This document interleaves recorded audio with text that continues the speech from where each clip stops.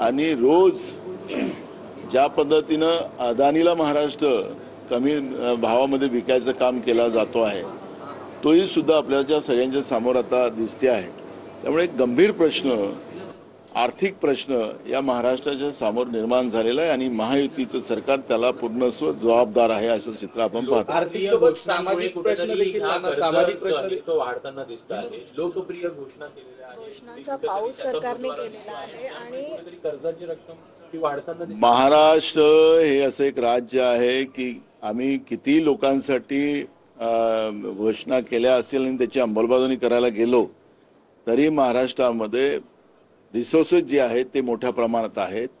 त्यामुळे आपल्या याच्यावर बोजा पडत नाही। पण जे तिजोरी लुटून देण्याचं काम नरेंद्र मोदींच्या मित्रांना चाललेलं आहे त्याच्यामुळे महाराष्ट्र कर्जबाजारी होते आहे हे चित्र त्याच्यातून स्पष्ट आहे। लाडक्या बहिणीला पुढं करून लाडक्या बहिणीला बदनाम करण्याचं काम जे सातत्यानं सरकार करते आहे हे सपसेल खोटं आहे। कारण की राज्याची तिजोरी खऱ्या अर्थानं राज्य सरकारने श्वेतपत्रिका जाहीर करावी की पैसे चालले कुठं, नाहीतर आम्ही यांची काळी पत्रिका जाहीर करू। आमच्याकडे सगळे आकडे आहेत। आत्ता महाराष्ट्रामध्ये जे काही मनोज जरांगेंच्या माध्यमातून जे काही परिस्थिती महाराष्ट्रात निर्माण झाली, या काळामध्ये महाराष्ट्र किती विकला याची माहिती आमच्याकडे आलेली आहे। त्याच्यामुळे मी तुम्हाला सांगतो की महाराष्ट्र हे कर्जबाजारी करण्याचं काम जे केंद्र नरेंद्र मोदींच्या मित्रांच्या ताब्यात देण्याचं काम जे ज्या पद्धतीने चाललेलं आहे ते स्पष्ट आहे।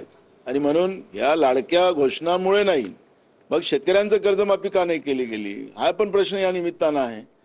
पण शेतकऱ्यांना द्यायचे थोडे पैसे त्या सरकारच्या तिजोरीत नाही, पण मोदींच्या मित्रांना देण्यासाठी सरकारच्या तिजोरीत पैसे आहेत का हा प्रश्न या ठिकाणी निर्माण झालेला आहे।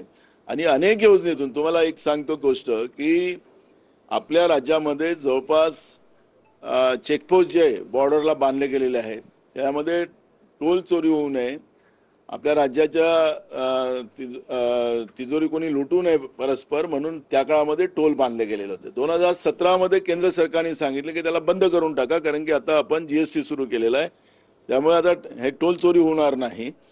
पण आता आपण पाहतोय की राज्यामध्ये अजूनही ते टोल चालू आहेत आणि